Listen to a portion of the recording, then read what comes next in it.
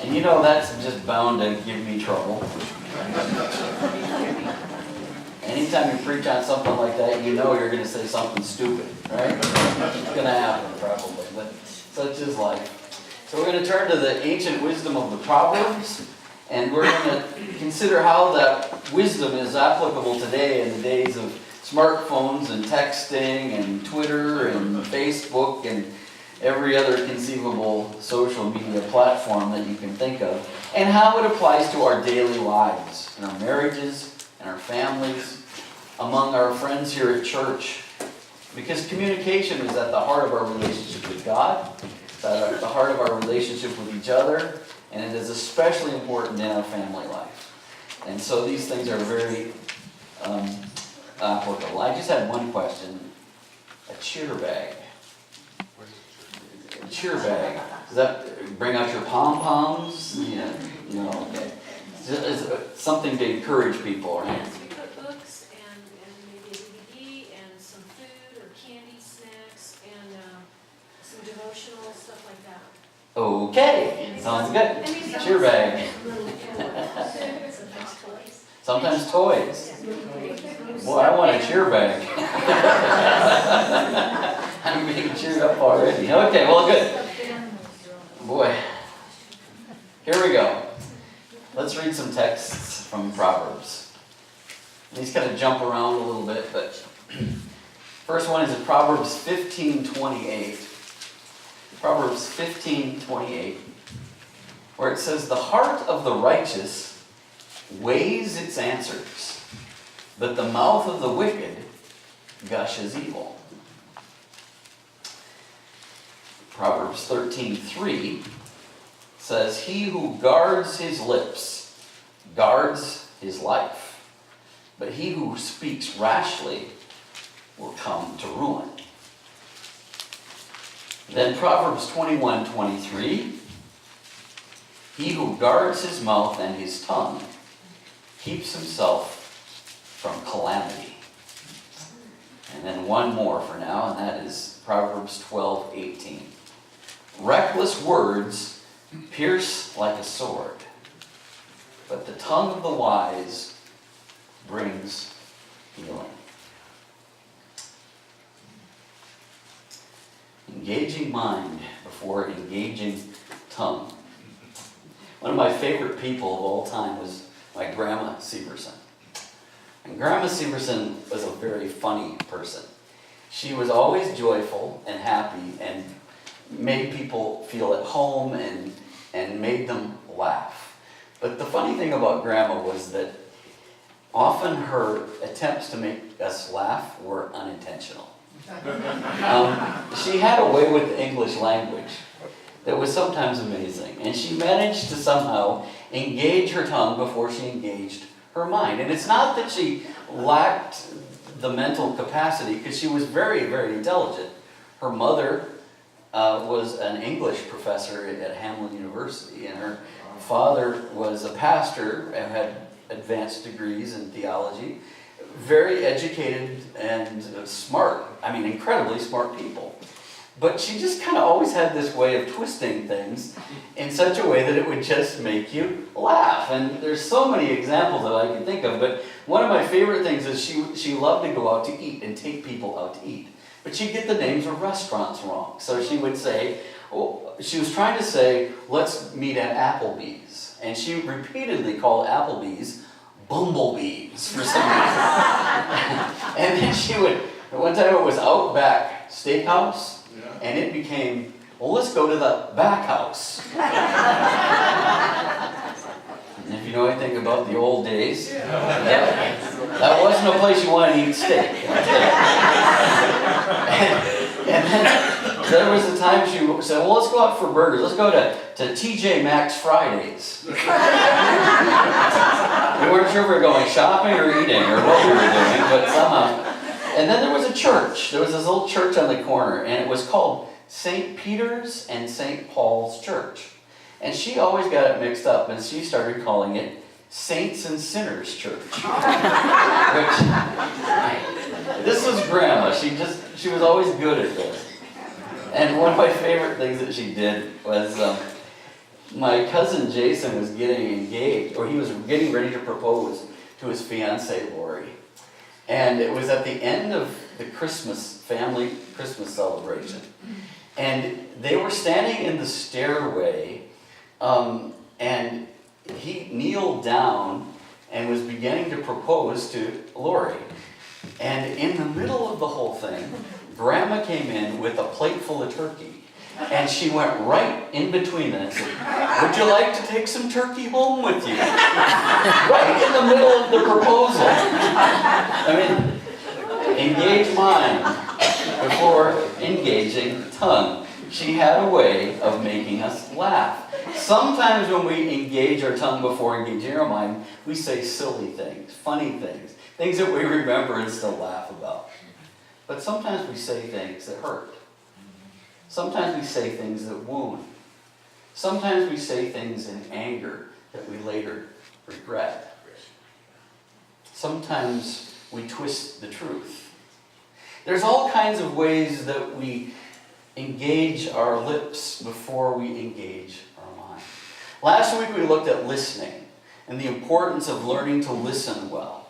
This time we go to the next step. After having listened, now how do we think before we speak? I think you'll find these principles to be important and applicable to your life in many, many different circumstances. So we'll consider that.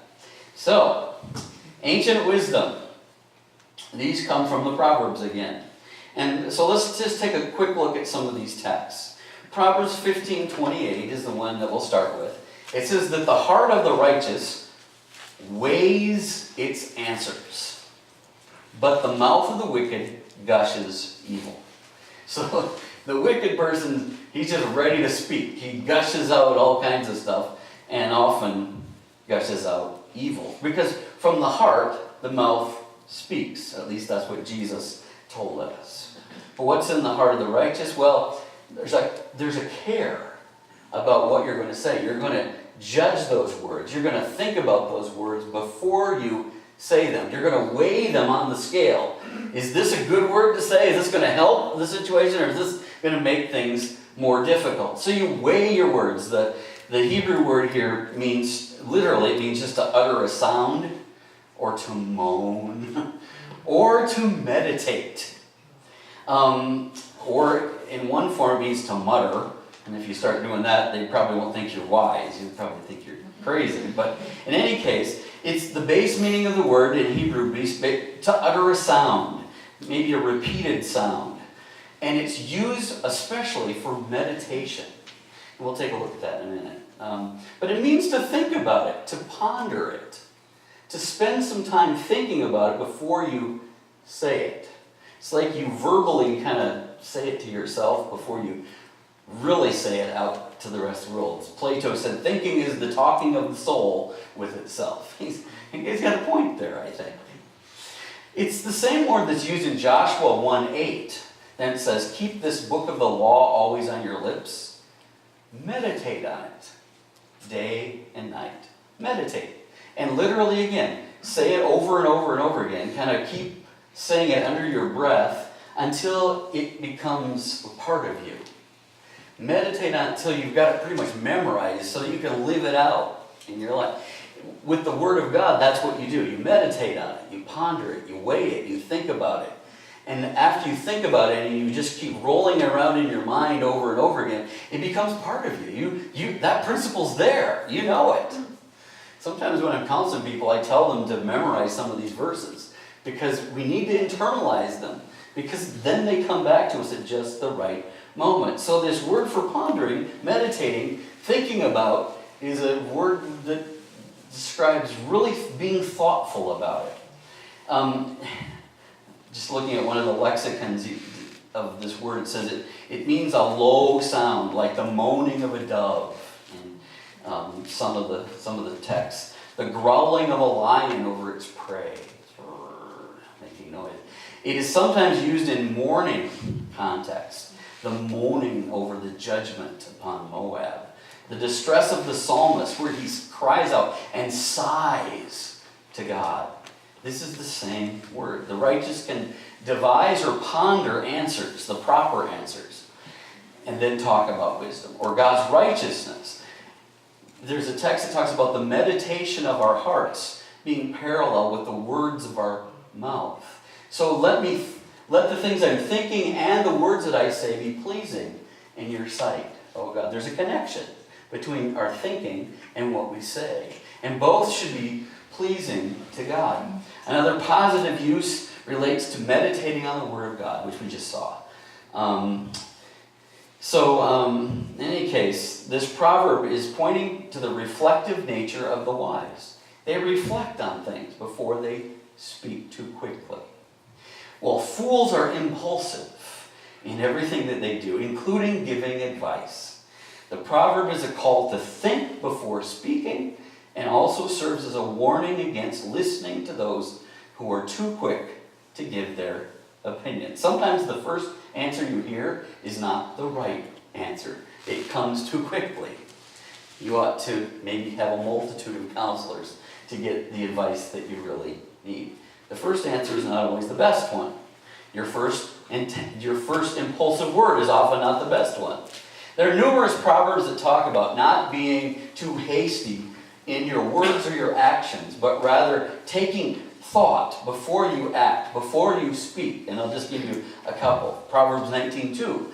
Desire without knowledge is not good.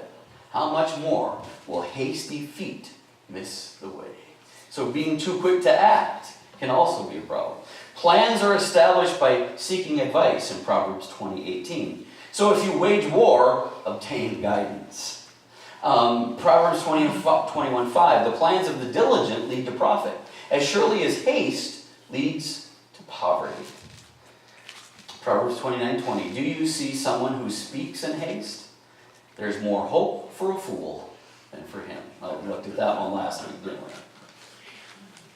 So, it tells us here that we should think, ponder our thoughts before we speak them.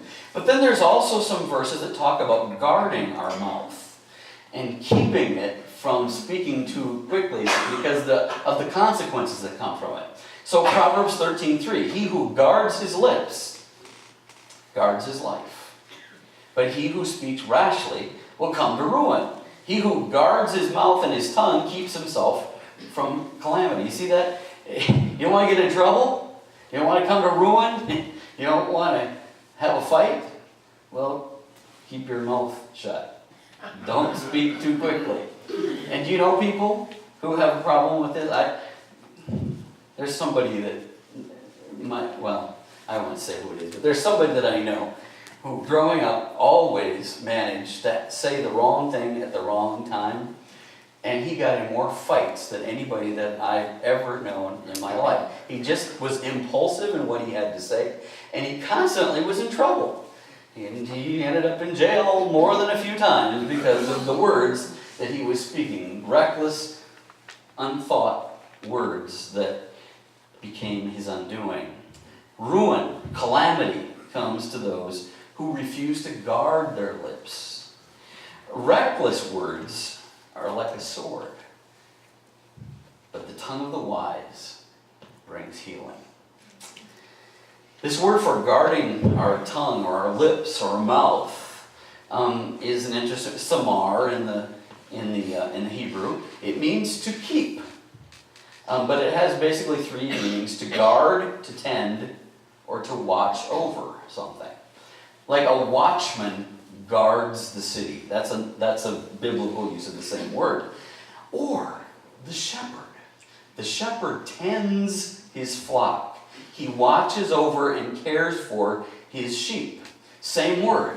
To keep, to guard, to protect, to take care of. And so when it's applied to our lips or our tongue or our speaking, what's he saying? Be careful. Tend your words. Be careful with your words. Don't let them get out of the boundaries. You're like a shepherd of your words. You're tending them, keeping them on the right path. And our mouths they're unpredictable. We say things before we think about them, and those things get us in trouble. So we need to put a guard on our lips. so that we don't speak too quickly. Things that we will later regret. There we go. See, I told you I'd have trouble talking today. So this verse, those who guard their mouth and tongue are those who guard themselves from trouble. Proverbs 21:23. Tremper Longman in his commentary writes this: the sage would laugh at the statement, "Sticks and stones may break my bones, but words can never hurt me." Ridiculous. The wrong word can kill and can lead to one's own death. The wise are very careful with their words and will not say things that get them into trouble. This proverb is particularly brief in the Hebrew and may well try to represent linguistically what it's communicating semantically. I didn't put it up there in Hebrew, but it's a really short, concise little sentence. It gets right to the point, makes its point. Say what you need to say and be done with it. So those who guard their mouth and their tongue are those who guard themselves from trouble. How true. The principles really are not that difficult to understand, are they? Think about what you're going to say. Guard your mouth. Keep it from saying things that are going to get you into trouble. But let's apply those two things, those two basic principles, to our everyday life. So, wisdom applied to life. And I'm going to just give you a simple little acronym to remember. It's not new to me. It's been used by many people, but I want to show you the biblical basis for each of these points. It's pretty helpful. Think. Think before you speak. Here's 5 little questions you can ask yourself before you say something. Is it true? Is it helpful? Is it inspiring? Is it necessary? And is it kind? Let's go through each of those for just a minute and apply them to our lives. Is that what I'm about to say true? What does God think about that? Proverbs 12:22. The Lord detests lying lips, but he delights in people who are trustworthy. He detests lying lips, but he delights in people who are trustworthy and truthful. Think about that. And I could have picked, there are so many verses about this in Proverbs. It's a point that's made over and over, and the list of the things that God especially hates, lying lips always rank near the top, which is a very important thing for us today, because we live in a day where words are not carefully weighed, they're not pondered, and they're often not truthful. We take in all kinds of things all day long, and especially if you ever, consume any media, you will see all kinds of things that are not true. And there will be people saying that things are not true that are true, and vice versa. We live in a day that sometimes is called a post-truth era. It's a part of the postmodern age that we live in, where words have been devalued and where we have become so subjective about things that we say, well, everybody's biased, and so how can we know if anything's really true? And therefore we've relativized everything to the point where there's no real truth. But there is truth. There are facts. And when we speak, we ought to speak with truth as best as we are able to speak. To try and shade things, to try to hide things, to try to change and spin things, all of this is evidence of a heart that is deceitful. Not true. Philippians 4:8 tells us the kinds of things we should be thinking about. And at the beginning of the list, at the head of the list is, think about those things that are true. Whatever's true, whatever's noble, whatever's right, whatever's pure, whatever's lovely, whatever is admirable, if anything is excellent or praiseworthy, think about such things. We ought to be filling our lives with truth and noble thoughts, not deception. Think about such things. Jesus tells us that the truth will set us free. And how often that is the case. Just as deceitful lips will get us into trouble, the unthought thing that or the thing that we haven't thought through sufficiently and we say that gets us into trouble. But the truthful word is a word that frees us. Deception. You have to be a good rememberer if you're always lying about things. Isn't that true? But just tell the truth, sets you free. Let's just think about this in two different parts of our life. I said I'm going to say something about social media, so I'm going to say something about it, and then we'll talk about personal conversation. If you get something on Facebook and you're not sure that it's true, don't pass it on. Don't share it for all. You know, at the last election, there were all kinds of fake news stories that were and everybody was liking these things. And because they wanted it to be true, they liked it and they passed it on.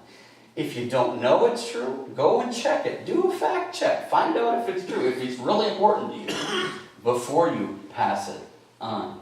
And be careful of confirmation bias, truthiness. Well, it felt like it was true. It's what I wanted it to be, so it must be true. Recognize that out there's all kinds of bias. And you know, it doesn't matter what source you get it from, whether the newspaper or the TV or wherever. News, for example, is more opinion than it is straight news these days. That's the only way you can have 24-hour news networks. You have to have people talking about what the people are doing and speculating and telling you whether it's good or bad or the other thing. And you just choose your network, which opinion you want. You know, if you want the conservative viewpoint, you go to Fox. If you want the liberal viewpoint, you go to MSNBC. If you want to be confused, you go to CNN. Well, I mean, it's true. The CNN is this crossfire thing, you know. They always put on the panel people way on either extreme, and then occasionally they'll bring in David Gergen or somebody that is more moderate and is thinking maybe speaks some sense, but you got these two people who are way off on the right and the left that will never agree on anything, and they're always fighting back and forth, and they can't communicate with each other. It's silly. Now, that's not to say that you can't get it. You can weed through the bias and find things. You can. But just understand that there's a lot of bias there. Try to see through it. Find the facts.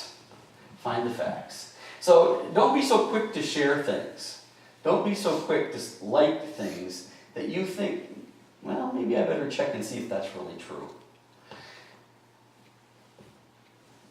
Personal conversations. Let's move there.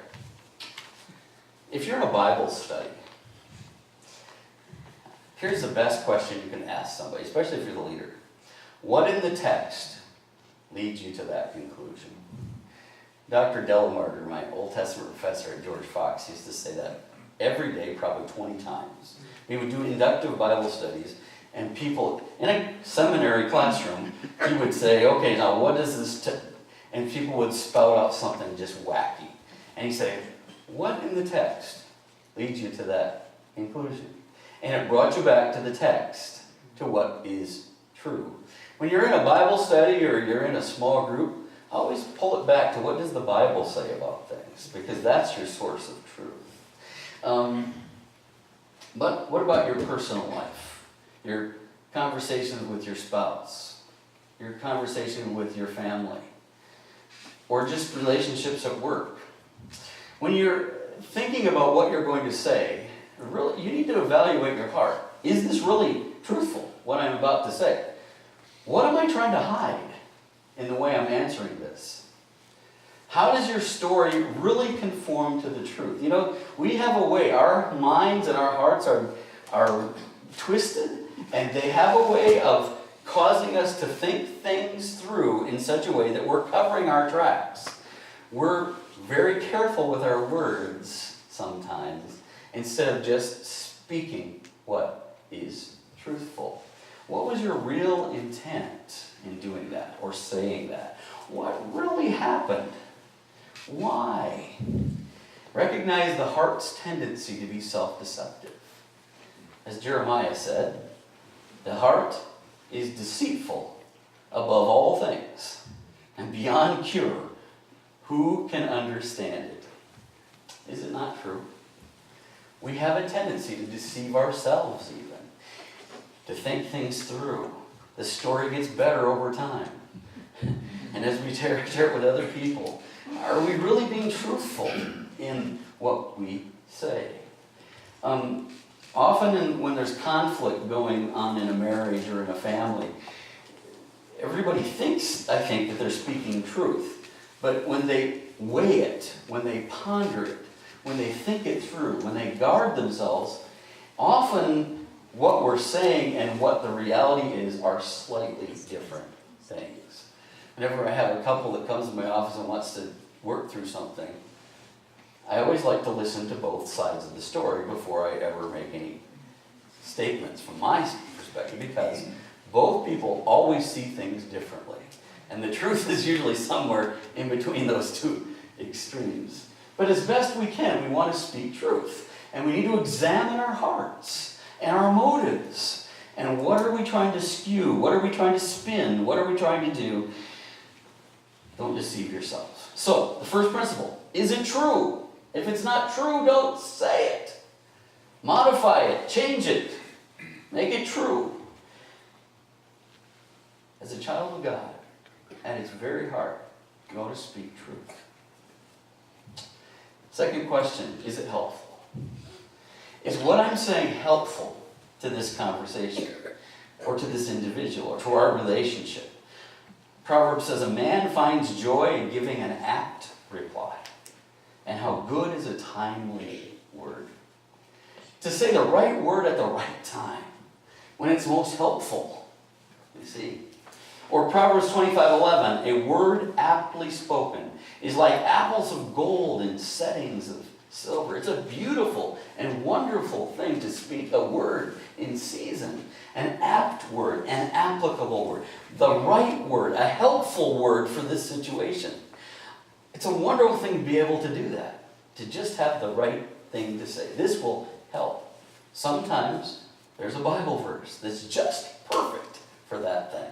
Sometimes there's a word of wisdom that just speaks clearly to that situation, or there's something in your background and experience where you've learned something. Sometimes there's a story that fits just perfectly to make the point that needs to be made. But sometimes what you have to say isn't helpful at all. I give you some examples. Guaranteed not to be helpful. Insults. If you're having a conversation and you start insulting each other, that will never help a thing. It only raises the heat of the conversation. And it shows something's wrong in our hearts. Name calling. Naming other people. And we do this on social media a lot. Don't name people or label them and say, well, that person, because you can't trust them because they're out, whatever it is. Or sometimes we use a very offensive name. Or sometimes prejudice comes through in the way we name people. Jesus, remember, in the Sermon on the Mount told us about, in that his discussion of anger, which gets out of control, he talks about not saying you fool. And the point of that seems to be that you don't want to name people and show the contempt that's in your heart for those people. It's not so much the word fool is such a big deal, but the fact that it comes out of a heart that's filled with contempt. Anger that is allowed to simmer in our lives. And this happens in marriages a lot. Over time, little things begin to build. And they're not dealt with. And anger and bitterness and unforgiveness builds up and builds up and builds up. And we can't even look at each other anymore. We're just filled with rage. We're filled with anger. We're filled with contempt for each other. And that's when we start lashing out at each other, saying those words that are like swords instead of the words that heal. And some of that's name calling. Call each other names. Whenever you're calling people names, I guarantee you, you're speaking out of a heart of anger and contempt. How about this? You always statements. Never help. Overgeneralizations. It might be true 99% of the time, but it's not always true, okay? Do you do that? You're talking like, but you always do this. You always do that.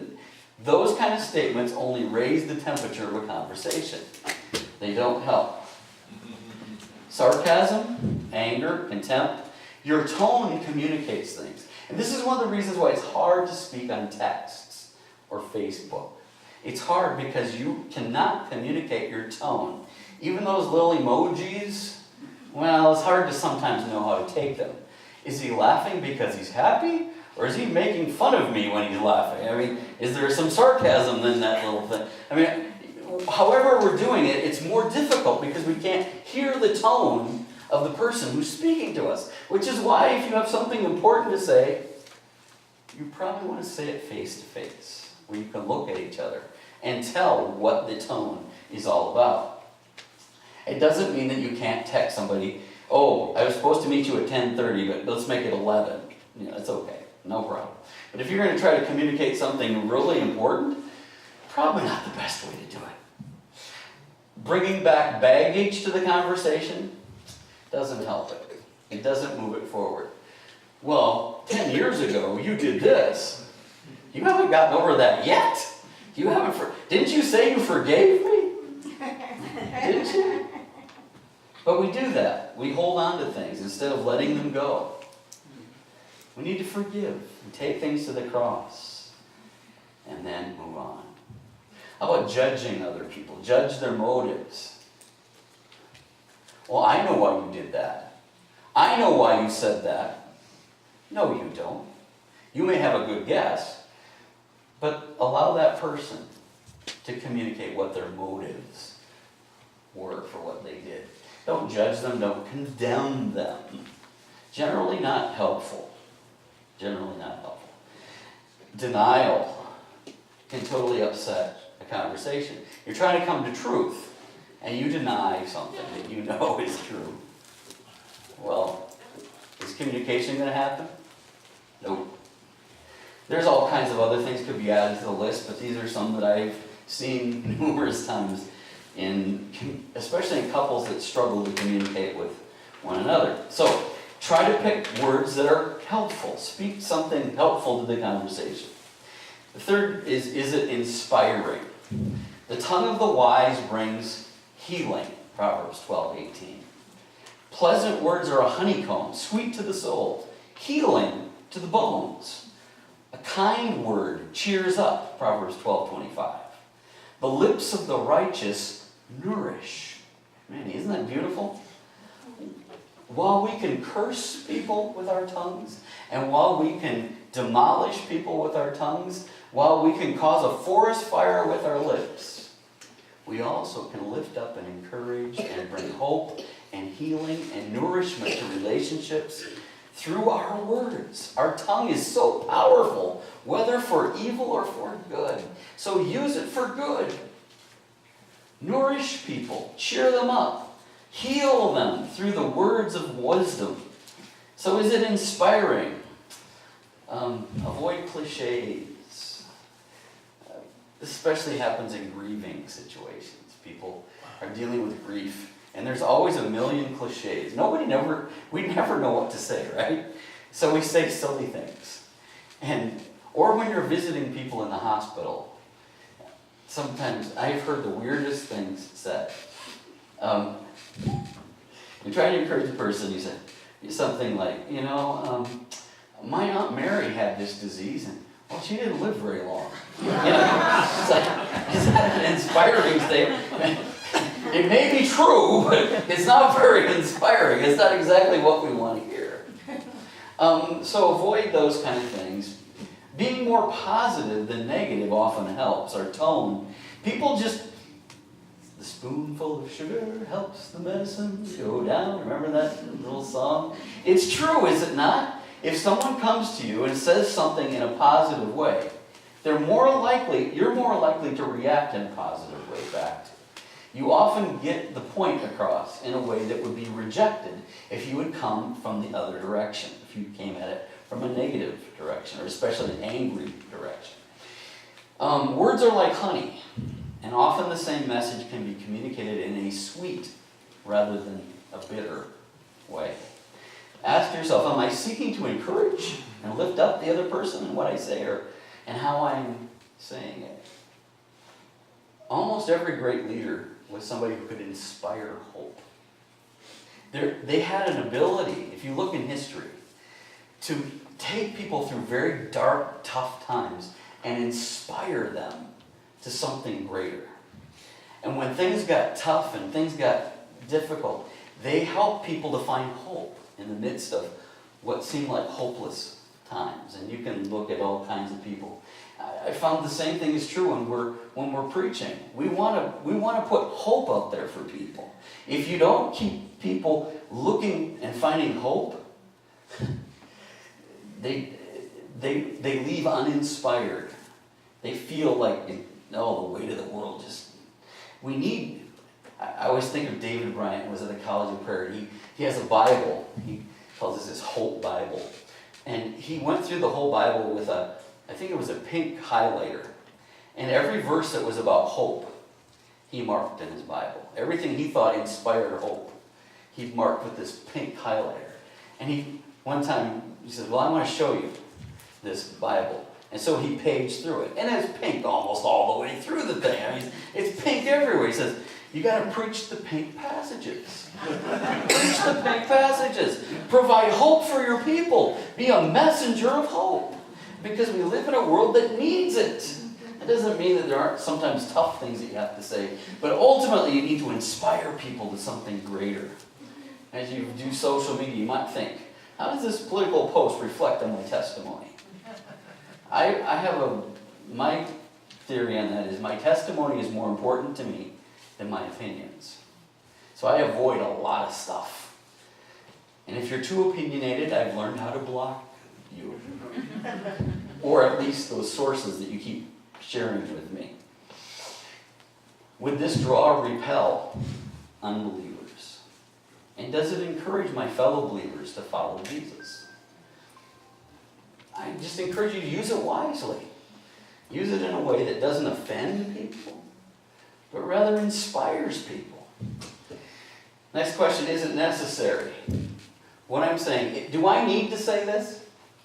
Oh, I'm just so wise that no matter what I have to say, it will definitely, everybody needs to hear this story. Oh, this is such a good story, I have to tell. Ecclesiastes 5:2, great verse. We sang it. When words are many, when words are many, sin is not absent. But he who holds his tongue is wise. Don't be rash with your mouth. Don't let your heart be hasty to utter anything before God. For God is in heaven, and you on earth. Therefore, let your words be few. Stand in awe of him. A gossip betrays confidence, Proverbs 20:19. So avoid a man who talks too much. That's pretty good advice. If you don't want to be gossiped about, avoid somebody who talks too much.